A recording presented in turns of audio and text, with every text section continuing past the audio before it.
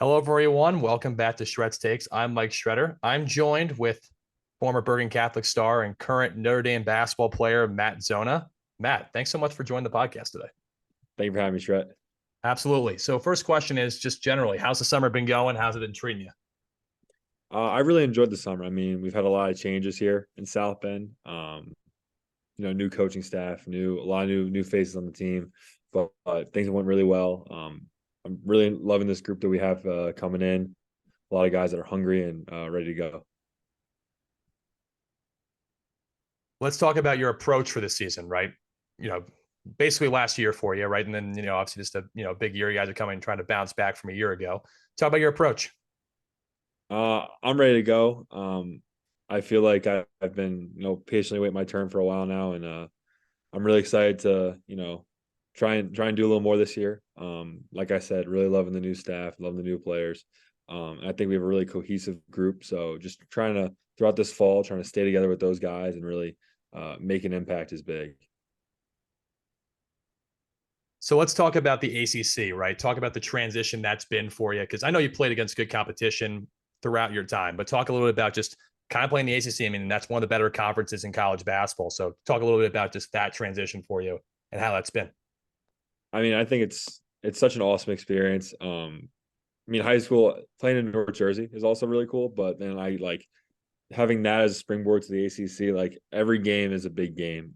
Every team is good. There's no off nights in the ACC, which I think is something that's really awesome. And every arena is packed. The level of competition is awesome, and I think it's the best conference in college basketball. But that's a biased opinion.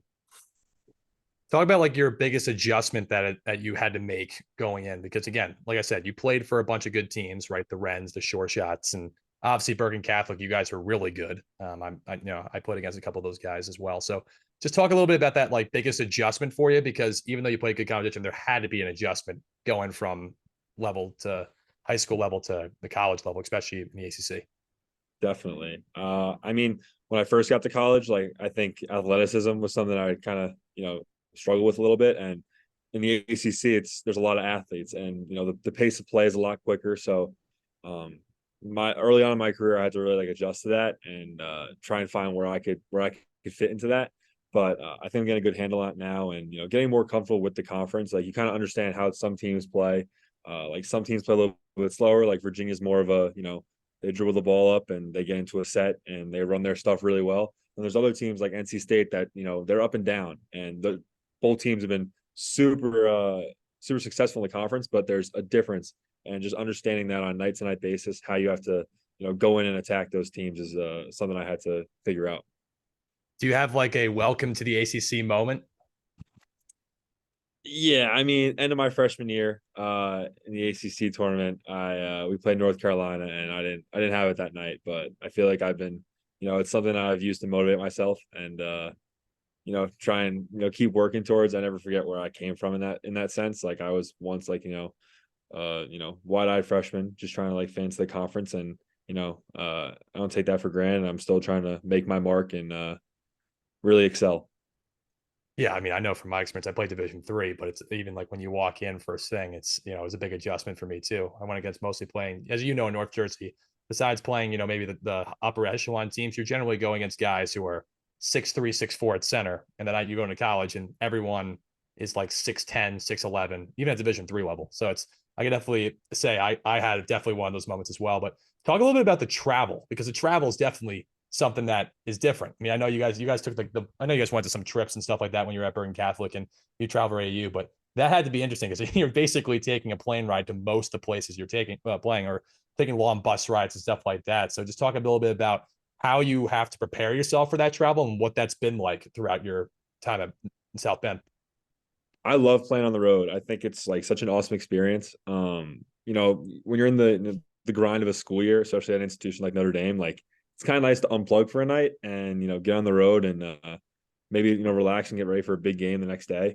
I think I played some of my best games on the road. I just think it's a great like schedule and everything, but I pinch myself every time I get on a plane. Like guys make fun of me a little bit. I'm taking pictures of the plane. I'm sending it to my mom and dad. Um, 'Cause I love it. I think it's like it's something that I don't take for granted because it is like a once in a lifetime opportunity. I mean, this year we were flying out to Clemson, and South Bend is known for being one of the coldest places I think ever. And we had probably like a foot of snow while we were boarding the plane, and we were trying to get wheels up to Clemson. And we ended up weren't able to get out that night. Flew in the next morning against Clemson to play a 7 o'clock game on their senior night. So travel definitely gets dicey, especially South Bend in the winter, and all of our opponents being on the East Coast. But I love it. I pinch myself every time I get on one of those planes. Absolutely. And speaking of, obviously, we talked about earlier, like the summer approach, what you're going into a big year, right? A big chance to step up. What have you specifically tried to work on in your game to get yourself prepared for this season? Because obviously, like, ACC is a pretty, stacked conference this year. There's a lot of really good teams in this conference. So what are you doing to get yourself prepared for the matchups you're going to be facing at the forward position? I think Coach Cruz has done a great job with all of us, like really trying to make everyone more of a complete basketball player, and that's something I've tried to work on. Being able to handle the ball, being able to become a better passer, still working on my shot and be able to do that. But mostly putting the ball on the floor and attacking. It's something I really haven't done a whole lot in my career, but having the freedom to do that a little bit and really work on that has been big. And then getting in better shape. Our new strength and conditioning program has been crazy. But it's been really enjoyable, and I feel like I'm in some of the best shape of my life. So just continuing to do that and rolling into the season can be really important. And then just continuing having some confidence. I felt like I haven't wavered on that in my time here. I haven't. At times it's hard when you get a DNP and you have to keep remind yourself like, yeah, I belong here, I can stick here. And I think I showed that a little bit at the end of last season. But carrying that confidence that I have into this season and not letting any roadblocks ruin that. So those are some of the things. Would you say you had to change your game when you got to Notre Dame? Because I know you played a lot of the four, especially when Fremantle was with you at Bergen Catholic. You guys played like the four and the five together. Did you have to change the way you played, or did you just basically have to like, refine those skills within your skill set? I guess if that's like the right way of saying it. But I just think that like a lot of times when people go to the next level, like they have to either change their game completely or just like fine tune things. Like what was that for you when you first walked in? I think when I first got to school, it was more just kind of fine tuning things and just becoming a better basketball player. I don't think there's been a humongous change in the way I play the game of basketball. I know like my strengths, I know what I try to do when I'm on the court, but just becoming better at some of those things. Like maybe I thought I was a great shooter in high school, or I thought I was a great passer in high school. And when you come to a different level, like those things, it's not the same. So just trying to build on those skills and become a better all around basketball player is something I think I had to do, but just more refining the skills and really changing my game. Yeah, would you say like the speed of the game in college kind of? I mean, I know like you guys played fast paced at Bergen. I understand that, but you did also play, with two bigs, so you generally have to like slow the game down to get it inside to one of you two, right? Did you like? Do you think that's also a big thing too with your adjustment too? Is just like the fact that the speed and the athleticism, like you mentioned, is much greater in the ACC than a lot of teams you play in North Jersey, that you had to make that adjustment in your game based on the speed and athleticism? Definitely. I mean, I think North Jersey's a nice springboard into that, but it doesn't compare to playing in the ACC. And like it's almost like it's a shock when you first get here, like how big and strong and fast and how high these guys all jump. But it's now you're used to it at this point. Like I've been in college basketball long enough where I understand that's the pace of play and that's like what's required to be good at this level. So just getting into that adjustment and understanding it has been really big. Speaking of Jersey Basso, right? You mentioned to me prior to the podcast that you went 2-0 against my school. That's not great. I don't think I played against you in high school though. We I never was a played little against each other. It was after you left, so that's why it's not. I don't really put it too high on the accomplishments list. but talk a little bit about just like Jersey basketball generally, right? And the competition, right? You can talk a little bit about the Bergen Bosco rivalry because those games were insane. I can even say just the rivalry between you two guys, not even football, but in basketball, was nuts. But just talk about like that rivalry, but also what people don't always know about Jersey basketball, because I think people just kind of like just say, okay, yeah, it's good, whatever. But I think that like North Jersey, even across the state, there's a lot of good hoopers out there. So just talk a little bit about the rivalry between Bosco and Bergen, and then just like the general take on New Jersey basketball. I think the rivalry with Bosco Bergen is probably the best in the country between any two high schools. It's something that I even think in college, there's not many college rivalries that match up to it. Having to show up early to a freshman game to get a seat for a varsity game is something that I don't think many schools will have. But I love playing those games. I think it was like it's one of the best memories I have from high school. The student section being there, like either our student section being crazy and cheering for us, or Bosco student section, getting on everyone and yelling at us. But I think that's the best rivalry in the country, and it's always had some great players. Like it's been countless college basketball players come out of that rivalry from both schools. I think that's the biggest testament to it. Every year, like 4 or 5 kids from each of those schools is going to the next level, which I don't know how many programs across the country can really say. And that's a testament to both of them. And then just Jersey basketball in general, from top to bottom, there's so much talent in the state. I'm from New York and I went and played in Jersey. I think that's like also a testament to it. Like I felt New Jersey basketball would better, springboard me into this opportunity at Notre Dame. And I do think like you see it every year, like the best teams in the country are from Jersey. I think it's the best basketball state in the country. Yeah, I remember speaking of New York, we played in that like showcase thing in that really small gym. I don't know if you remember this. I think you were going into your We trying to think played of in what was it called? CYP. yeah. I remember like even like that just showed me like the level of talent because the team we played against I know had like I think 2 or 3 college guys in their team and I just remember like yeah we had Zona and I playing like the 4-5 on a court the size of like someone's kitchen probably it was so small but it was an interesting experience. I mean I would also say what was like the biggest the coolest thing I made maybe about playing for the Wrens and the short shots. Like, I mean, I feel like with both squads, you get a little bit of a different feel. I think with the short shots, both in Wrens, you're both playing for good coaches, both playing against good talent, but it is different. You're playing in different circuits, right? But talk about how those experiences also help propel you too, because they had to do something for you.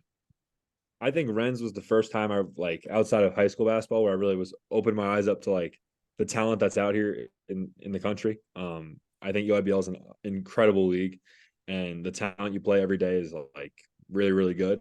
It was also my first time really traveling, so that was a really cool experience, and like I'm so thankful for the Rennes for the opportunity to play for them. But I think my 17 with short shots was probably the most fun I've had playing basketball in my entire life.